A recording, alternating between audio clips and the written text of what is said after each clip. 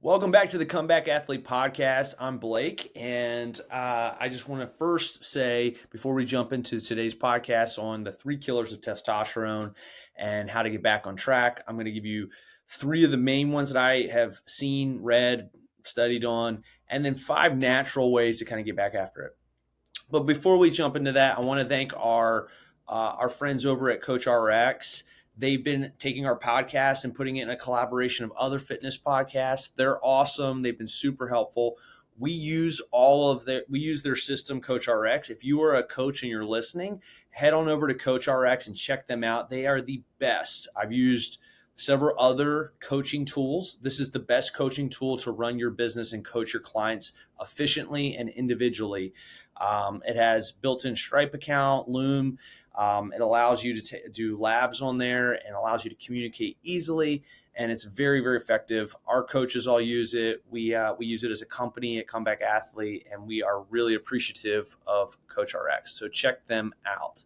All right, without further ado, we're going to head into and just start talking about one of the biggest topics that's in the fitness industry right now, and that is what is testosterone, not what is testosterone, but what is killing my testosterone, which is eventually going to be killing my health, especially for men, but also women. I've seen a lot of women also who have low testosterone, not enough, and they are carrying way too much estrogen for lots of reasons. We'll talk a little bit about that, but have been able to transform their bodies too through rising their testosterone. So, what is the main first killer of testosterone? I'm going to start with one that seems very subjective, but is probably number one and should be, and that is chronic stress. All right. People who have high stress, live highly stressed lives, have low testosterone. Why is that? That doesn't seem right, right? Seems like people who work out and put themselves under a lot of stress should be able to adapt and get stronger. But that's not exactly true, because like all things, there needs to be kind of like a yin and a yang with our hormones, right? There needs to be enough tension and push of trying to get stronger and fitter, with also enough recovery and nourishment and getting outside of the gym and having more of a whole life to be able to have that balance that creates a really solid hormonal human being.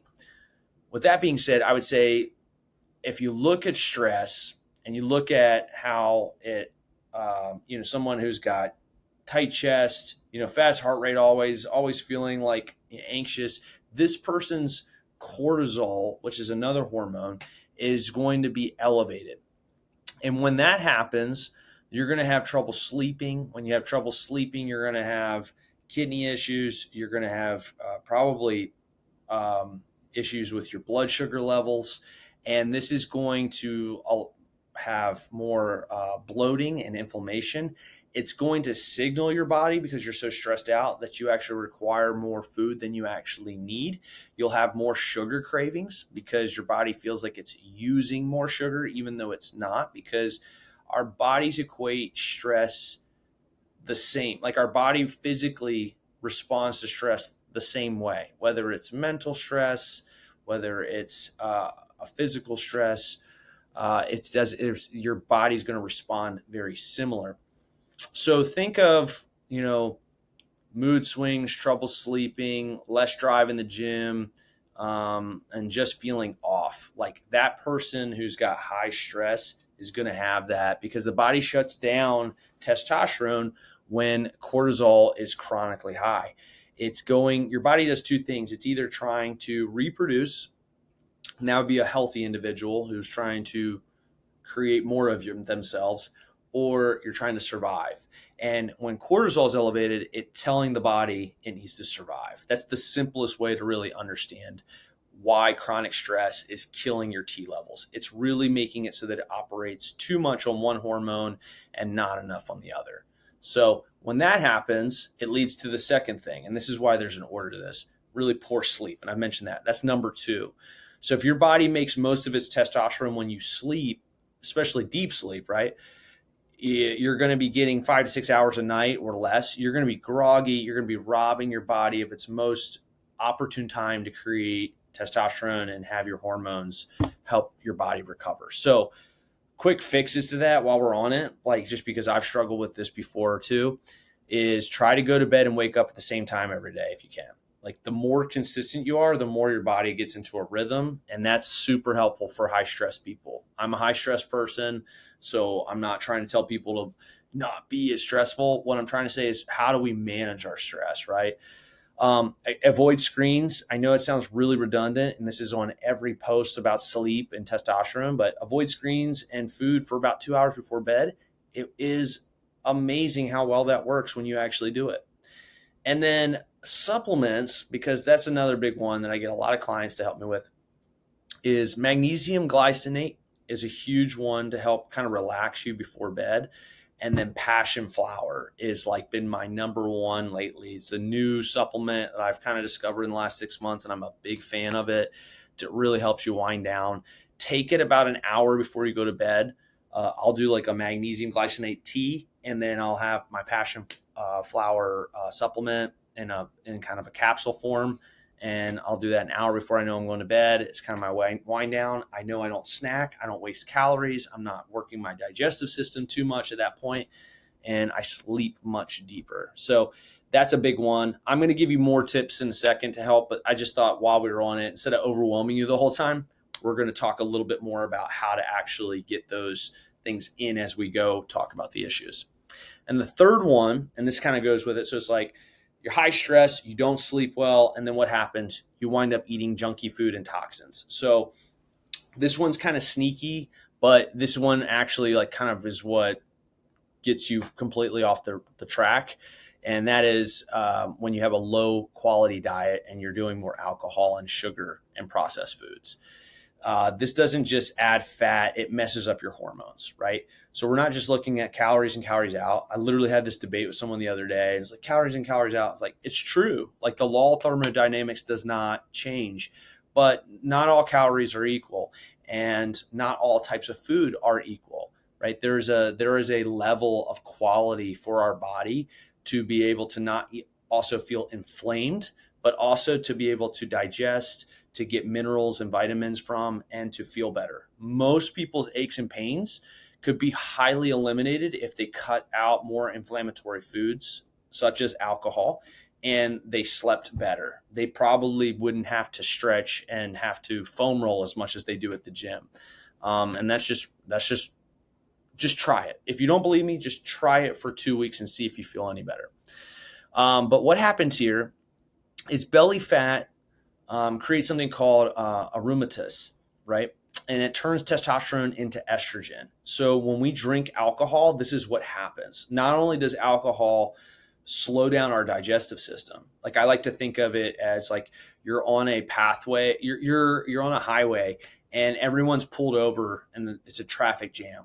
And you can't get the traffic moving again until the ambulance passes through because it needs to get to where it's going, and everyone's got to pull over. And that's like alcohol in our body. Like it doesn't allow the digestive system to kick back on and get moving until the poison in the alcohol is cleared out of the system. And so it slows everything down. But while it does that, it causes testosterone to shut down, and it causes belly fat to aromatase, right? Which is going to create more inflammation and more fat and raise estrogen essentially. So alcohol spikes insulin, and it crashes our blood sugar levels, which signals our body to shut down testosterone. That's the simplest way to say it. And the worst part, like, is a lot of plastics and chemicals in our food. Like this isn't just another one. Like they are endocrine disruptors. So while we also don't want to just pick on alcohol, like if we have like a ton of plastic wrapper types of foods, we're constantly getting things that our body's not used to, that have chemicals in them that are disrupting our hormones as well. So the reason I bring that one in isn't to make it more complicated. I'm just trying to give you the big macro picture. It's like high stress person, right? Doesn't want to slow down, doesn't want to cook food, doesn't sleep well, right? Then when that happens, the foods they do eat are quick, efficient, and then they think alcohol because that's going to calm me down when I'm highly stressed because it lets me wind down, right? But in reality, it's just a cycle of just killing your hormone health, which then allows you to become very unfit, unhealthy, and to put it blunt, fat. And this is something that we just see constantly over and over again, whether it's a former athlete or just, Sally down the street. This is the thing that continues to happen to people, and you can't outwork it in the gym. As a matter of fact, if that's your tool to get at it, to overwork in the gym, what you're going to do is you're actually going to stress your hormones out more, and you're going to wind up actually, you can get fit, but your body is going to be inflamed. You're going to feel achy, and you're going to have a lot of willpower to kind of push through, but you really probably won't lose weight unless you're just under eating in a stressful way, which most people, when they're stressed out, are not going to be under eating. They're going to be inflamed, hurting, and wanting to eat more. So that is the problem we're up against. Okay. So, if you're thinking most of your food comes from like wrappers and your bathroom smells like Axe body spray, it's time to clean house and think about what you can be having around you that's not going to disrupt your hormones. So endocrine disruptors, and also what kind of food can I be preparing so it's not been around a ton of toxins, so my body can get more nutrients and less toxin. All right. How do I know if I have low T without getting my labs done, right? Labs are expensive. By the way, we do them and we make them very affordable at Comeback Athlete. Just throw that out there. But what are common signs? I would say there's really 6 ones that I look at as a coach. And one is, does the person have a lot of belly fat, right? Do they have a muffin top kind of, body shape that just won't go away? Do they have man boobs? Just keep it blunt, right? Do they have a soft chest tissue? Do they have low hunger cues? Do they forget to eat and feel meh about food? Do they have no sex drive, no motivation, poor sleep and irritability? Like they get moody pretty easy, and they just don't feel like themselves anymore. Like if you're 4 of those 6, you're probably someone who qualifies as low T. And I would recommend these next 5 things I'm going to share with you that you start implementing before. You should do them anyways, because there's just what healthy people do. But this will be the ways that I would get after it if you were going to try to do this without getting hormone replacement therapy. And I'll be honest, there's no moral judgment here. I've had clients that I've recommended get on testosterone. I've had other people tell them to wait, like they're young, and let's try to go natural way first. I'm down for whatever the client wants to do. There's not like a moral issue here. The reality is, though, that anytime you start playing with your biology, there can be consequences. And so I always try to err on giving education to the client. And so do we as coaches at Comeback Athlete, in a way that empowers them to make the decision. So I don't want to say there's any right way or not, but for this podcast, for the sake of just trying to give you the natural ways I would go about this, is the way I would say that this person would be someone who does it all well. And if their T is still low, then they should go get testosterone, right? If you're doing everything I'm about to tell you, these next 5 things really well, you get your labs done, you're still, just hovering around 350, 400, you're someone who could probably benefit from taking testosterone replacement therapy, because your body's just a low producer and you're probably not going to respond well. And some of that might be just environmental. Some of that might be biological. And at that point, it's just up to you what's the best quality of life and what's the purpose. But there is no cheating in fitness and health here. If you are competing for some sort of sport, that's different. But I just need to have that quick, sermon before we move into the solutions here. So the first thing I always try to get people to do is lift heavy weights. All right.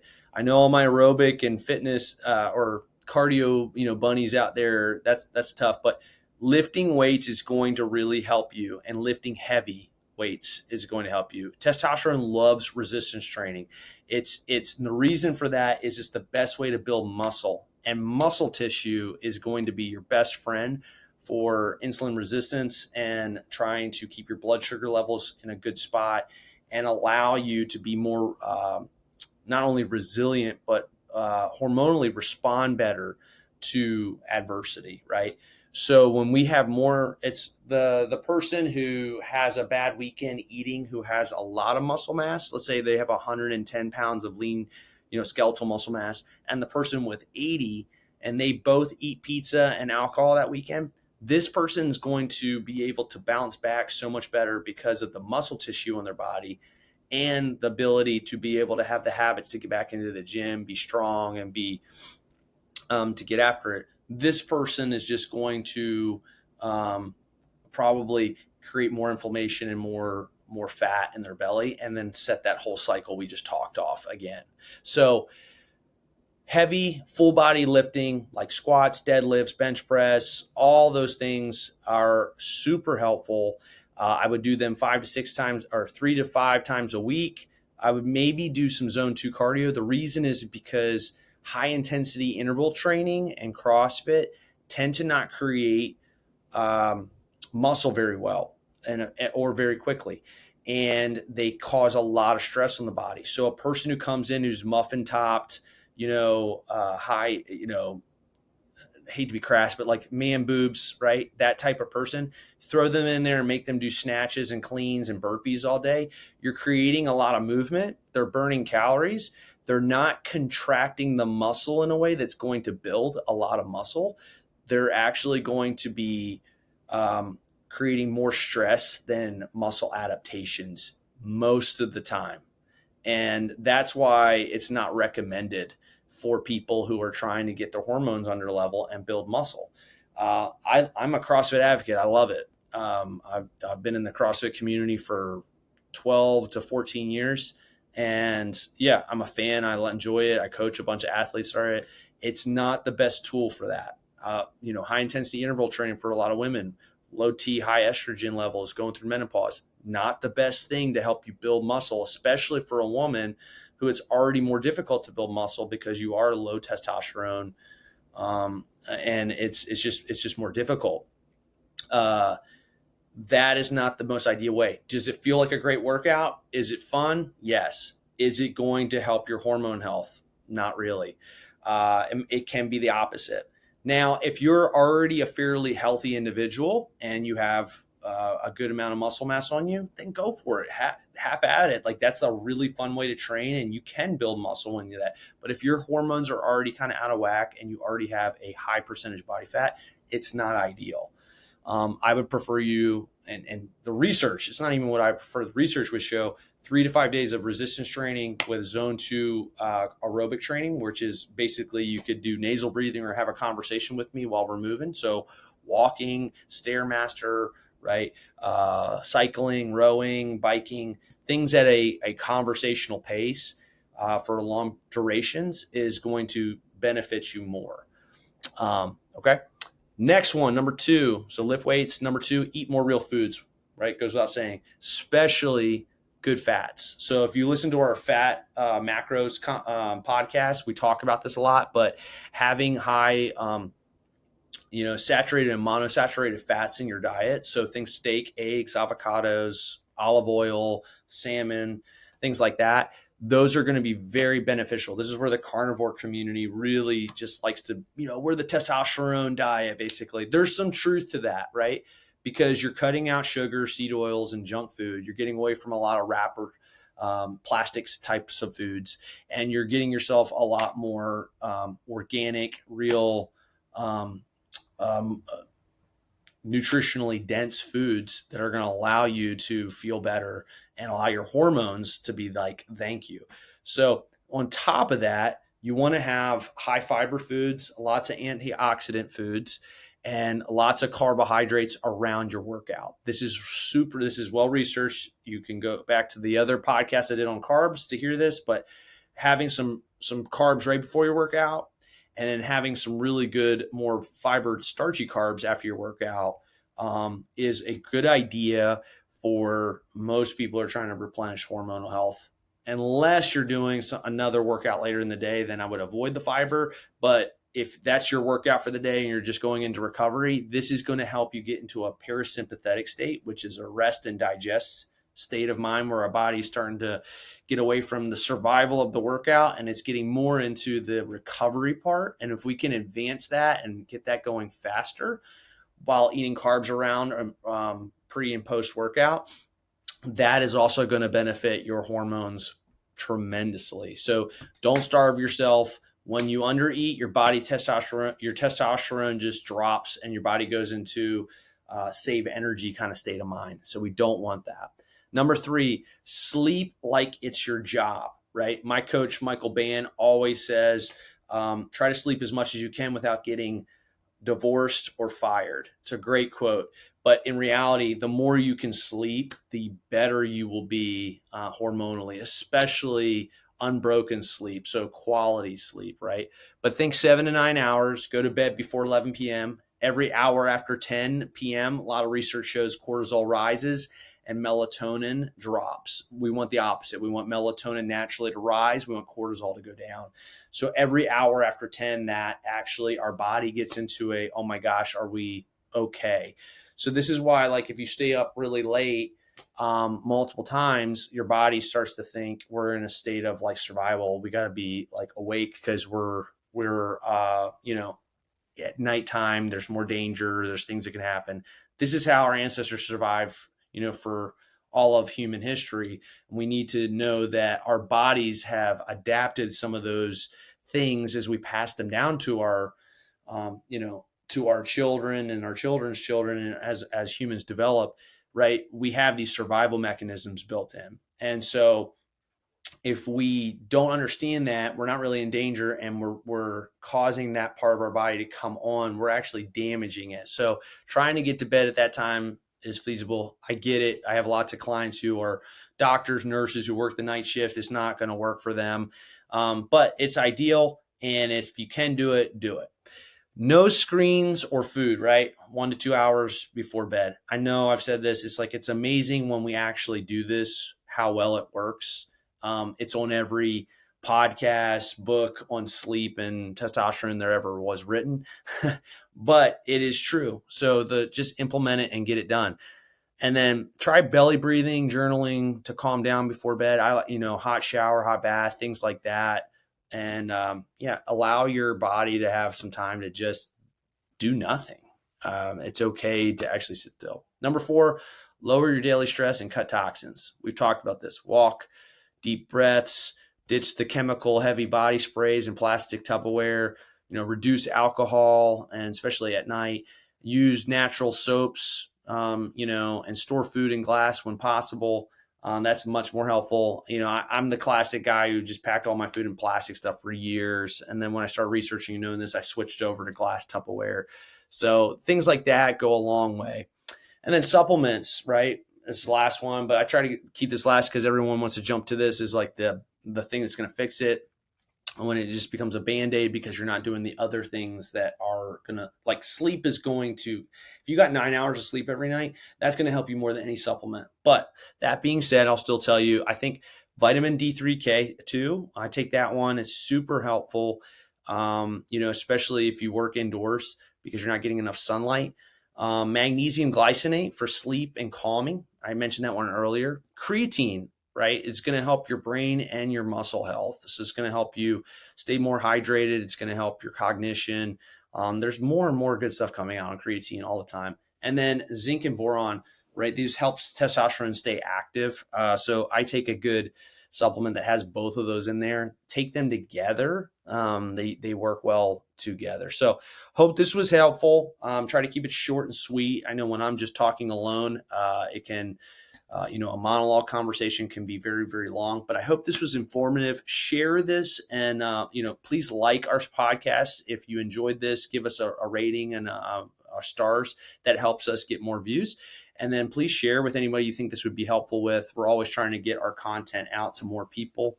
And if you're ever interested in working with one of our coaches, what we do is we do 2-on-1 coaching is what I call it. So some people are a one-on-one coach. We are a team of coaches. You will have a one-on-one coach relationship with one of our coaches that you'll work with, but we work as a team with each client. We offer labs. We have a mindset coach. We collaborate as a team of coaches to help each other coach the client. And what this does is it allows people to actually have a better chance of success Because if you think of any sports team, there's never just one coach, right? When I played college football, we had an athletic trainer, we had a strength and conditioning coach, we had a position coach for the tight ends that I was, working with. We had an offensive coordinator and we had a head coach. And that's what made us competitive. It's crazy to think just one coach can do it all. So we collaborate, we work with each other, we problem solve for each client. And so you get that when you join the Comeback Athlete team. So if you're interested in that, you can head over to our website, comebackathlete.com. You can apply for coaching, or you can head over to our Instagram and click on our link, and we will reach out to you once we get your application. Have a wonderful day. It's a pleasure to get to help you. I love what I get to do, and so do our coaches. And I hope that you become more vibrant and healthy as a human being, and that your comeback story is one that you can share.